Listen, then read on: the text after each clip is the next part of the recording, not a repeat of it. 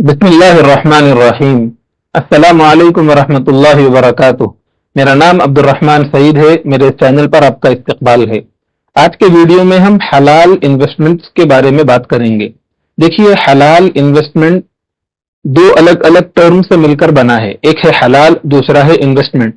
हलाल के माने हैं वो चीज जो इस्लाम की तालीमात की रोशनी में जायज है। इसका अपोजिट है हराम, यानी वो चीज जो इस्लाम की तालीमात की रोशनी में नाजायज है। अच्छा, जो दूसरी टर्म थी वो है इन्वेस्टमेंट। इन्वेस्टमेंट का मतलब ये होता है कि हम अपने कैपिटल या अपने सरमाए को इस तरह लगाएं कि हमको या तो वो सरमाए की वैल्यू बढ़े या फिर हमको वो प्रॉफिट जनरेट करके दे।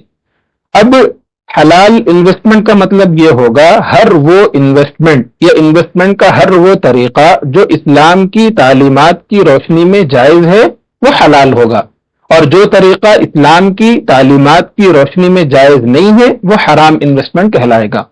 अब दूसरा सवाल यह है कि हलाल इन्वेस्टमेंट जरूरी क्यों है। तो इससे मुताल्लिक एक मुसलमान के लिए हलाल इन्वेस्टमेंट बहुत जरूरी है, लेकिन ऐसा नहीं है कि हलाल इन्वेस्टमेंट सिर्फ मुस्लिम्स के लिए ही है। अगर कोई नॉन मुस्लिम्स चाहे तो वो भी हलाल इन्वेस्टमेंट कर सकते हैं। अलबत्ता जहां तक मुसलमानों की बात है तो उनको ये एक्ट ऑफ वर्शिप है, यानी इसका मतलब ये होगा कि आपको इन्वेस्टमेंट तो वैसे भी करना है फाइनेंशियल रीजन के लिए। अगर आप हलाल तरीके से करते हैं तो आपको सवाब भी मिलेगा, यानी इन्वेस्टमेंट खुद भी एक इबादत बन जाएगा अगर आप हलाल तरीके से करते हैं। इसलिए ये मुसलमानों के लिए ज्यादा जरूरी है। जो दूसरी वजह है वो ये है कि इन्वेस्टमेंट में हलाल है या नहीं है, इसके लिए क्राइटेरिया है। इसके क्राइटेरिया की बहुत सारी तफसीलात तो उसूल फिक़्ह की किताबों में मिल जाएंगी। अलबत्ता नॉर्मली कुछ फिल्टर्स के बाद हलाल का टैग लगता है।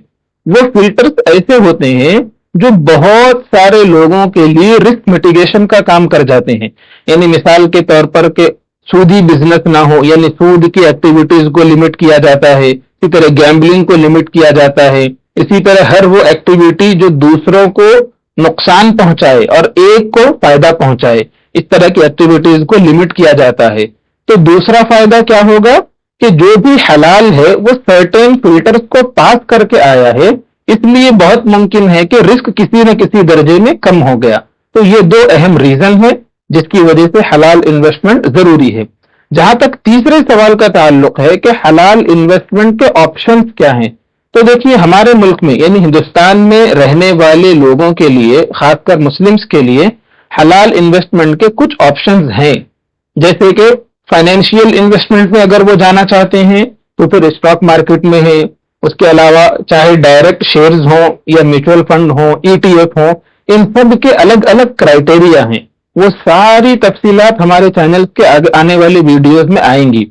जो दूसरा ऑप्शन है यानी नॉन फाइनेंशियल इन्वेस्टमेंट का, जैसे कि रियल एस्टेट हो गया जिसमें जायदाद है, प्रॉपर्टी है, जमीन वगैरह है, या फिर गोल्ड एंड सिल्वर, उसमें भी पर्टिकुलरली गोल्ड चाहे फिजिकल हो या डिजिटल, तो इससे मुताल्लिक भी तफसीलात हमारे चैनल पर आएंगी।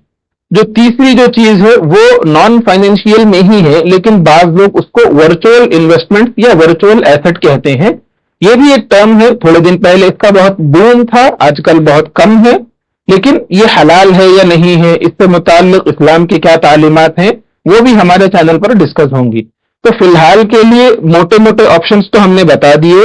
स्टॉक मार्केट में अगर करना चाहते हैं तो शेयर्स में कर सकते हैं, इसी तरह म्यूचुअल फंड में कर सकते हैं, इसी तरह ETF में कर सकते हैं, लेकिन वही जो हलाल है। अब हलाल है या नहीं है ये कैसे पता लगाएंगे, इसका कुछ क्राइटेरिया है। इसका सबसे बेहतर तरीका तो ये होगा कि जो रजिस्टर्ड स्कॉलर हैं उनसे तफसीलात मालूम की जाएं, लेकिन बहुत हद तक हमारे चैनल पे हम क्राइटेरिया को कवर करेंगे।